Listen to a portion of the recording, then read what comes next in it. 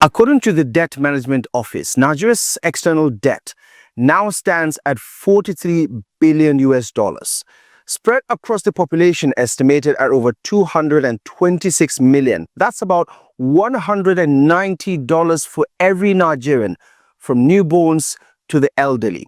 It is a big figure, but the real story lies in who we owe, why we borrowed, and whether it is a path to growth or a slide into a debt trap. So, here's the breakdown.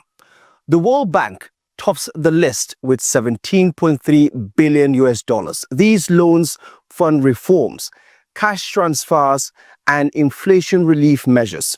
The Africa Development Bank follows with 3.2 billion US dollars, mostly for infrastructure. From the IMF, Nigeria has 1.25 billion US dollars drawn during tough fiscal moments. Bilateral partners come next. China's Exim Bank holds nearly 5 billion US dollars, largely tied to rail and power projects. France, Germany, Japan, and India add smaller credits, together under $1 billion US dollars. On the commercial side, Nigeria owes $15.1 billion in euro bonds, money borrowed from the open market to plug budget holes and roll over old debt. Now, there are also syndicated loans and bank facilities worth a few hundred million US dollars. So, why do we continue to borrow?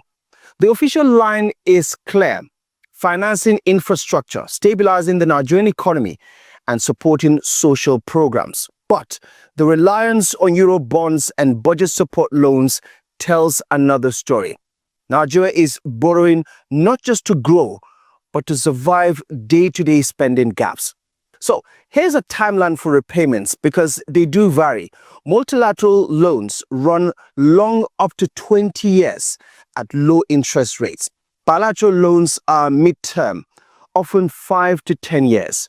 Eurobonds are the toughest because they carry market rates and lump sum repayments at maturity. Servicing these debts already takes up a heavy slice of government revenue. Nigeria's debt to GDP ratio after a recent rebasing sits at about 40%, which is manageable compared to Nigeria's peers. But the strain is real. When more money goes to creditors than to schools, hospitals, or roads, debt stops being a tool for growth. Across Africa, the pattern is familiar. Ghana defaulted on its Eurobonds. Zambia had to restructure. Senegal's debt now hovers near 100% to its GDP. By contrast, Rwanda borrowed smart, using Eurobond proceeds to build infrastructure that fuels growth and rolling over bonds with credibility. Nigeria stands somewhere in between, not in free fall, but walking just a tightrope. Now, the National Assembly recently approved President Abdullahi Ahmed Tinubu's comprehensive borrowing plan for 2025 to 2026. This includes new external loans worth 21.5 billion US dollars and 2.2 billion euros and 15 billion Japanese yen, plus a 65 million euros grant. Lawmakers also cleared a new $2 billion foreign currency issuance program in the domestic market. That's another $9 per Nigerian, tapping from foreign currency inside the country for infrastructure projects.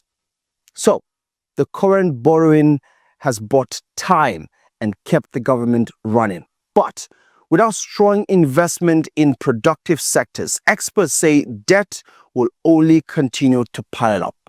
The real test is whether today's loans create tomorrow's jobs, power supply and growth, or tomorrow's crisis.